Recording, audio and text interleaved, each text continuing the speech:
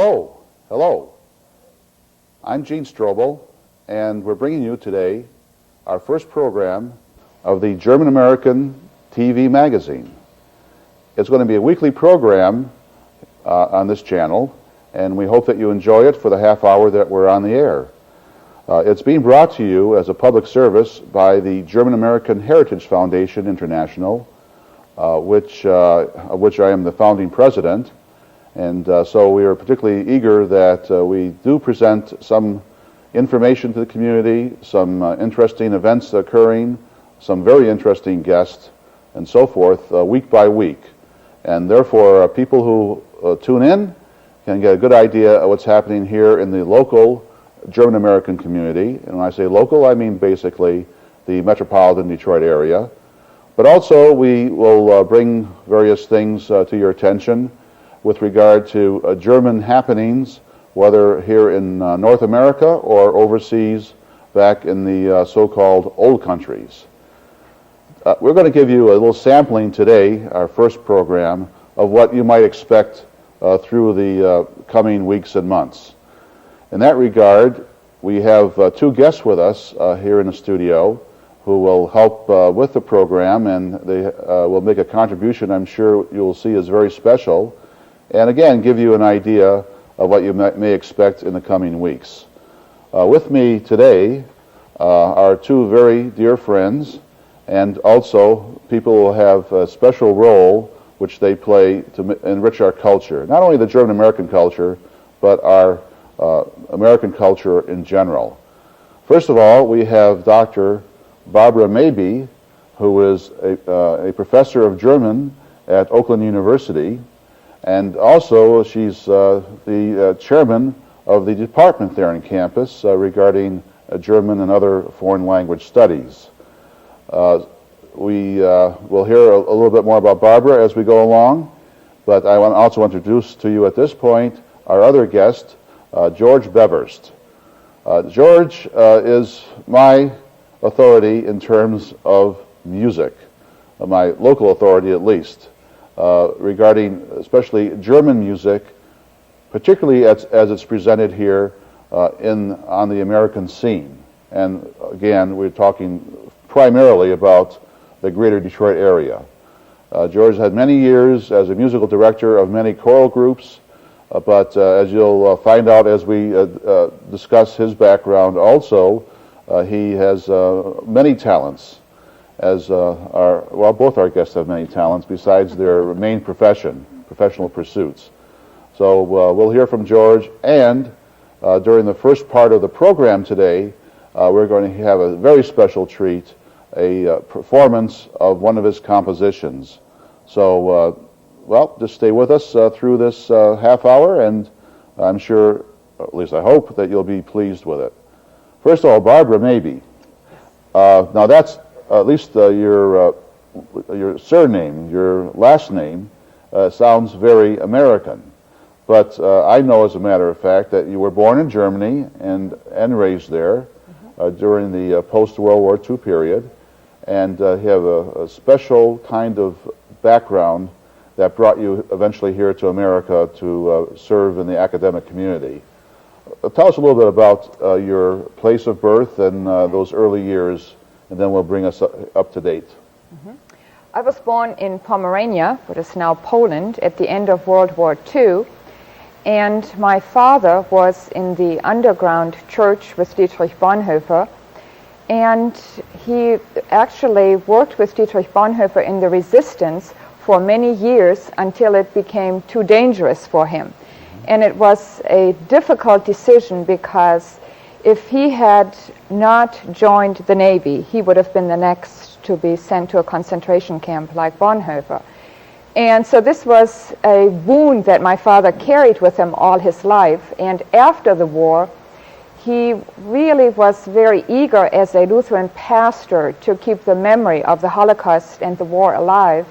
So he had a lot of workshops in our house. He had Niemöller, Pastor Niemöller, for example, in our house. And I grew up thinking about the Holocaust, reading about the Holocaust.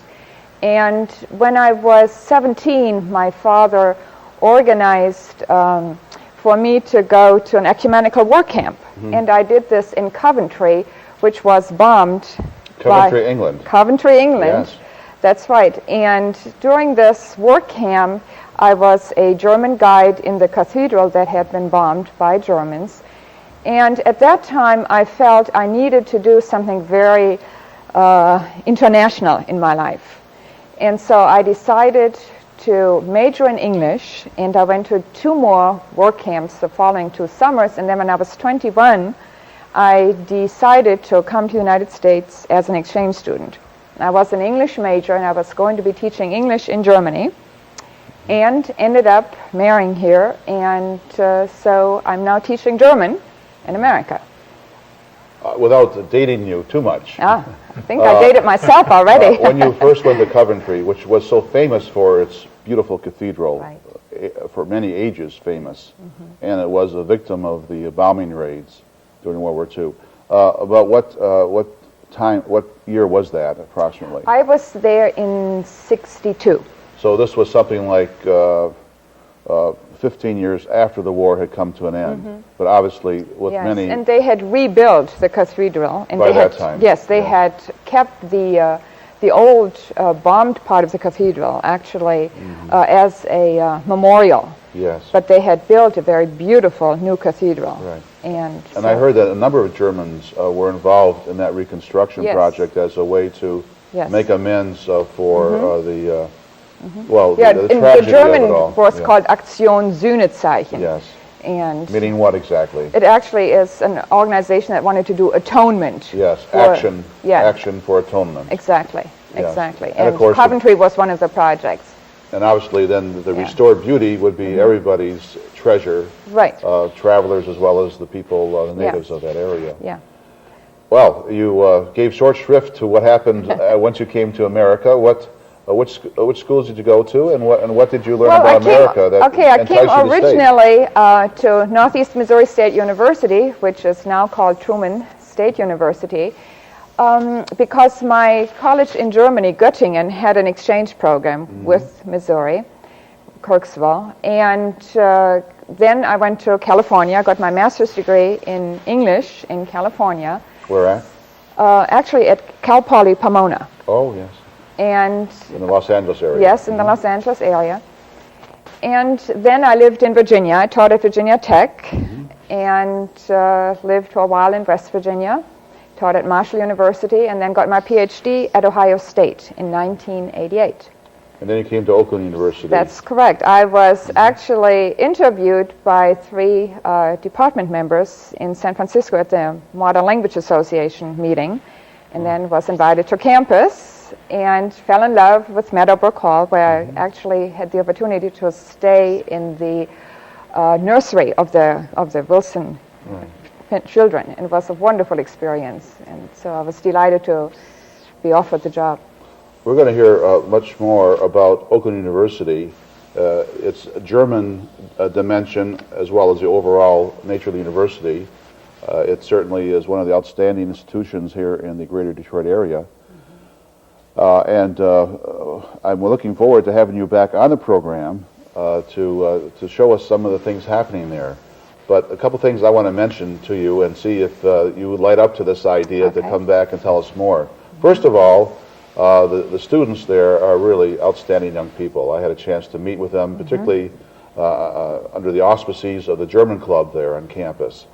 And it so happens, not by coincidence so much, but the director of this show, Michael Kottmeyer, is one of your students. That's correct. So very active in the German club. Yes, so he's putting some of his academic learnings to good use, I hope, here with regard to this public service program. And of course, the history of Oakland University in terms of Matilda Dodge Wilson. We know her real family name here. We're going to leave it as a mystery point. But there are these various aspects of Oakland which we could really present to our audience in the coming weeks, we hope, okay? Let's go to George. He's got an extensive background also.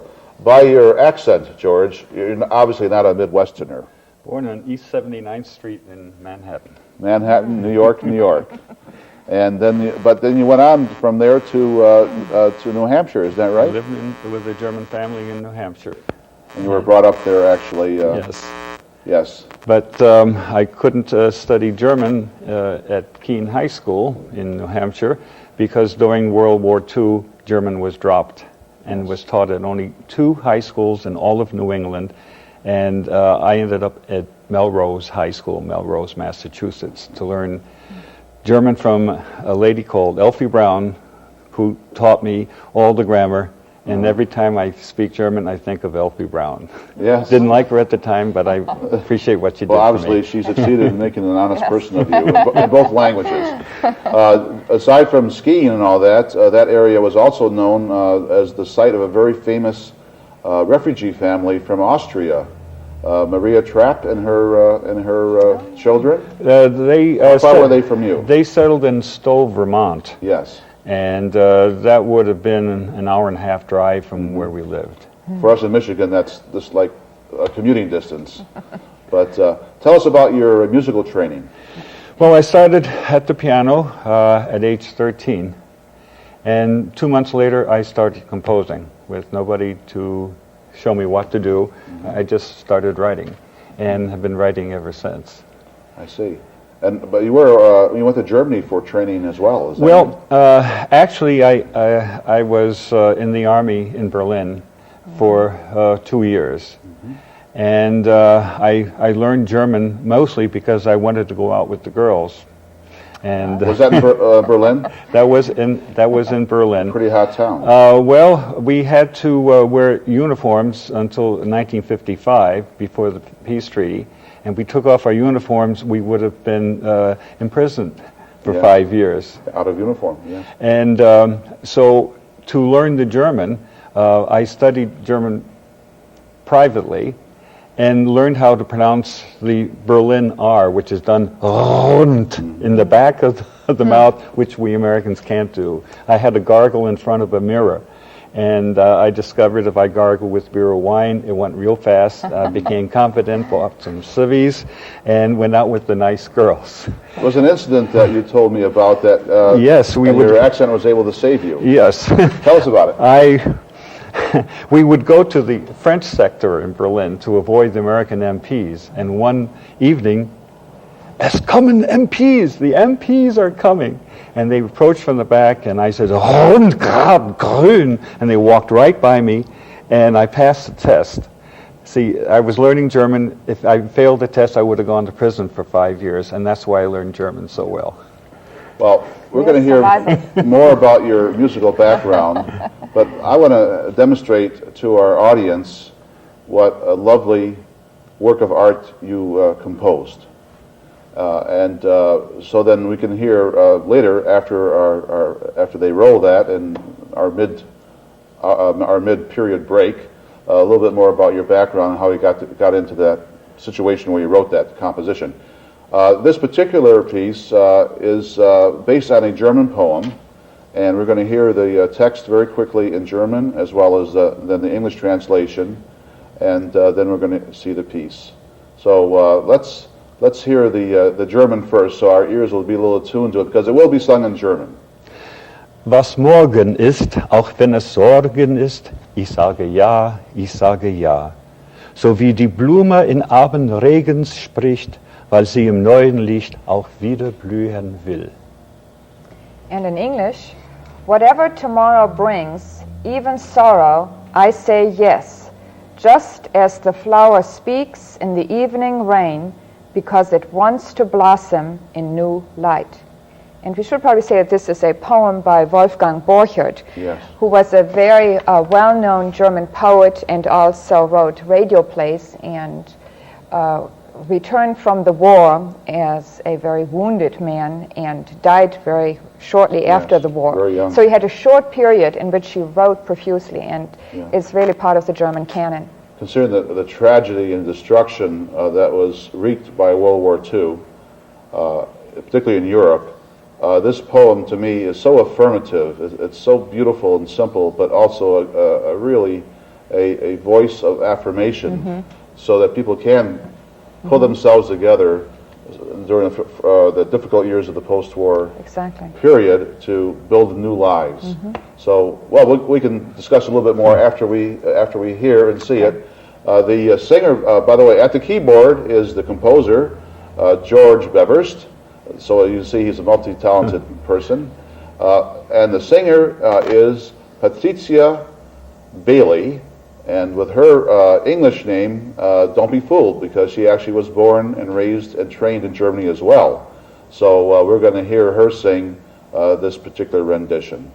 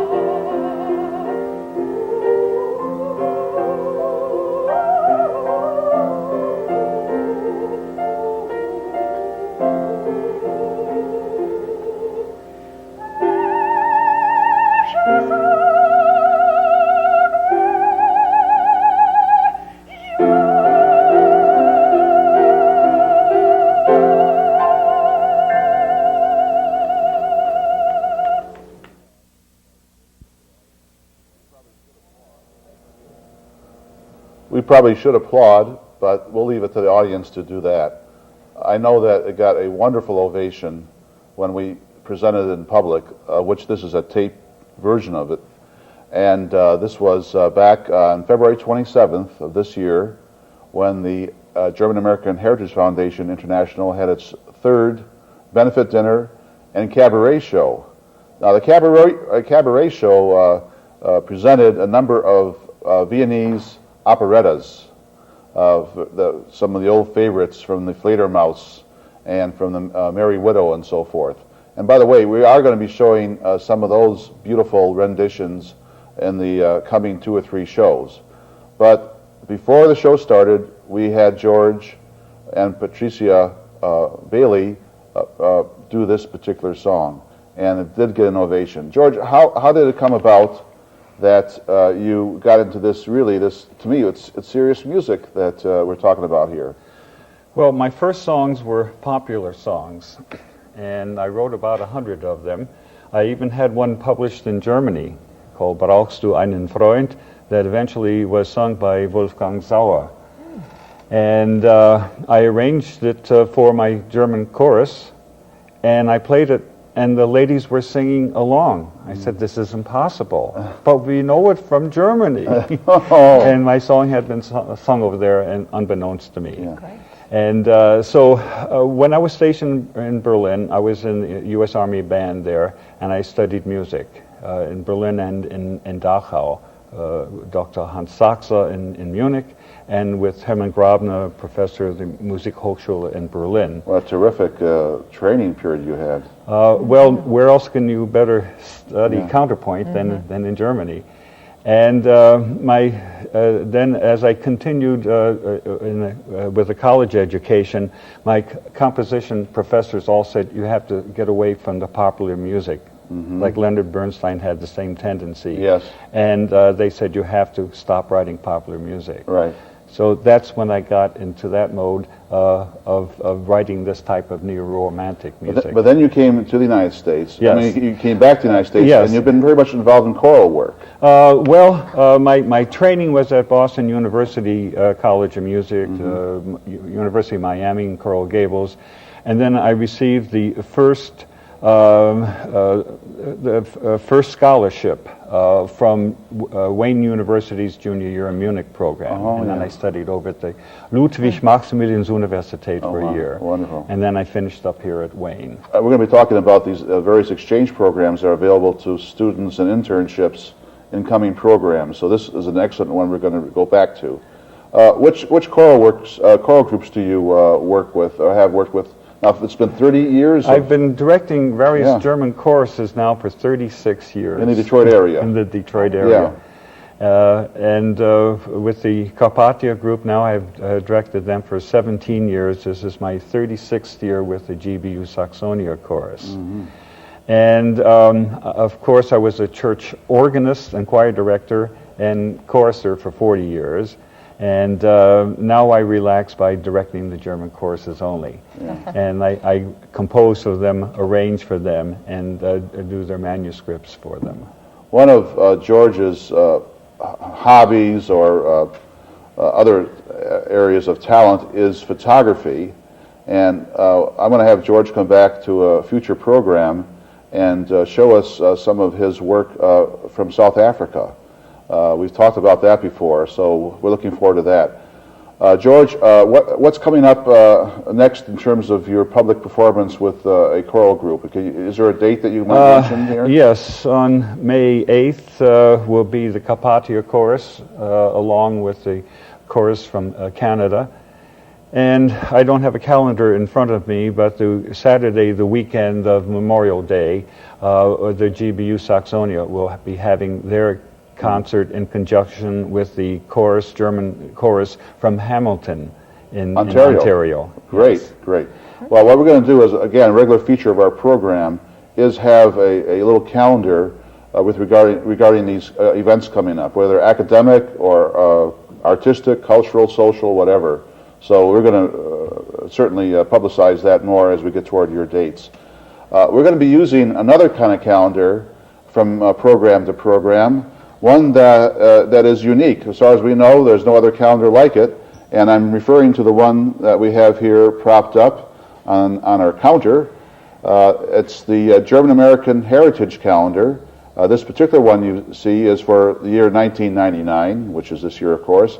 Our foundation did this. Actually, years of research on my part led to this publication. So this is our second edition for 1999. And we're going to refer to this because there are about 600 or more items in the calendar, like on this grid here, that indicate various famous historical figures, events on both sides of the ocean, but the thing they have in common is German heritage. By the way, when we say German heritage, we don't only mean those who come from Germany, but also folks who may come from Austria or Switzerland or any part of Europe where German culture and language is used as part of their daily existence. And so we plan to be quite international in our outreach here, but our calendar will give us certain events that we want to talk about and kind of highlight for you. For instance, in the month of April, we're going to talk about Walter Chrysler, who was born on the 2nd of April back in 1875, and of course the father and founder of the Chrysler Corporation, which now is, of course, Daimler Chrysler. Yes. Barbara, I believe they're a neighbor of yours, aren't they? Yes, at the Tech Center, right, very close to Oakland University, and we certainly have had some contact with them. So we're going to talk about the Chrysler tradition here and bring it up to date. Also, on the 3rd of April, 75 years ago, a very famous singer and actress, both comedian and serious actress on the Hollywood screen, was born in Cincinnati, Ohio. Her stage name or professional name was Doris Day, but we know really that her family name was Kappelhoff, and it's a very interesting story about her. So we'll be going through some of these celebrities and oddities and so forth and so on that we hope will interest our viewing public. We will have other kinds of features as well. One will be various kinds of news items, not only regarding our local community, but also the international scene. By the way, I happen to bring along my copy of Time magazine. Now, we don't have advertisers in this program, but this particular Time magazine is noteworthy because it talks about the 100 greatest minds and thinkers of the 20th century.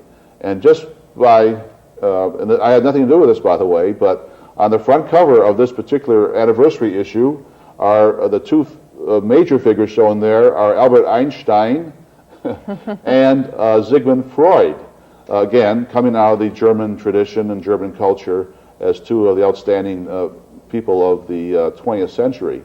So these are the kinds of items we'll bring to you. As far as news is concerned, we will draw from various sources, and in particular, we're going to look at such things as this newsletter, which comes from the News Information Service in New York City, but it talks about the various events in Germany we'll bring to your attention. Also, each program will end. Now, as you can see, we're conducting our program primarily in the English language. We're going to be playing music and so forth, particularly songs, which will be in the German language. So we're going to have a mixture of English and German anybody can enjoy. But also at the end of the program, we're going to have a little German conversation lesson for those who want to go a little further with their knowledge of German for travel or business or just for fun. And as a for instance, we will talk about perhaps the most famous sentence in the German language. It's only three words. Ich liebe dich. And what we're going to do is close our program today with a little practice here. It's a beautiful I love you. Is that right? Mm-hmm. Yes. And in closing, we want to make a special greeting in that regard. And now we're going to plural form here. Wir lieben dich, Michael. We love you, Micah.